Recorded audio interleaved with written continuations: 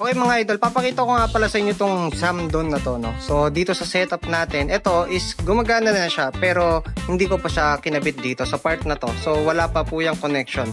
So ang connection nito is sa gantong battery lang, no? Tapos yun yung wire niya papunta doon sa AC na saksakan, no? So itong Samdon na inverter na to mga idol, toroidal inverter to, no? So 3 times peak power to. So ang magagamit mo dito is pure 1000 watts na AC, no? So hanggang 1000 watts AC tuloy. Hanggang 1000 watts ang magagamit mo dito mga idol. Tapos ito mga idol, tong AC charging na to, no? So pagka nalobat to, automatic mag-o-on yung AC charging na dito, no? So lolobatin natin mga idol. So ikakabit natin to. Yan. Sana abot, hindi pala abot, no? So wait lang. Mag-extend tayo. So ayan, nilipat natin ng patungan, mas mataas na. So kakabit natin dito, 12.1 yung battery mga idol.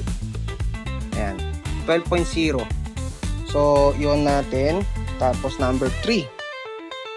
Yan, ayan, kita nyo. Narinig yung tunog niya mga idol. Tapos ito, nagbi-blink na siya, di ba? So naka-on na rin yung AC charging. So automatic mga idol na mag-charge siya once na na-detect niya na low bat si battery, di ba? Yun po pagka walang solar panel, no? Wala pa po yung solar panel. So sa umaga, okay yan kasi si solar panel naman ang magcha-charge, no? So ito is tinesting muna natin mag-on dito, yan. So kuryente ang magbibigay sa kanya mga idol. So dito pag na-reach niya yung full charge niya mga idol, example 100%, no? So kusa pong mawawala tong icon na to, no? Kusang mawawala.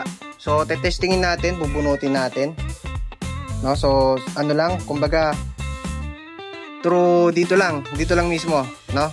So okay, patay na lang muna natin pala to. Ayan.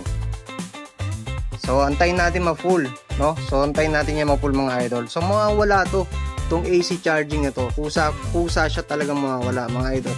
Pag na-receive niya yung full charge niya, no?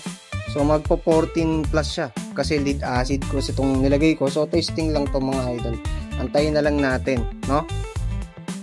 So antayin na lang natin mga idol. Ipapas forward ko na lang to, no? Pero bibidyoan ko, ipapas forward na lang natin.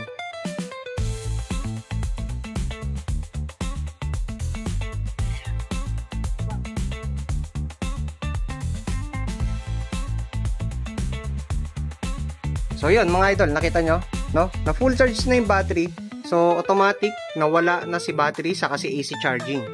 Nice, sobrang ganda nito mga idol, tong Samdon na to na inverter, no? So toroidal solar inverter mga idol. So PM nyo lang ako mga idol kung gusto nyo magpabuo ng ganitong klase, no? So message nyo na lang ako sa inbox. See you sa inbox mga idol.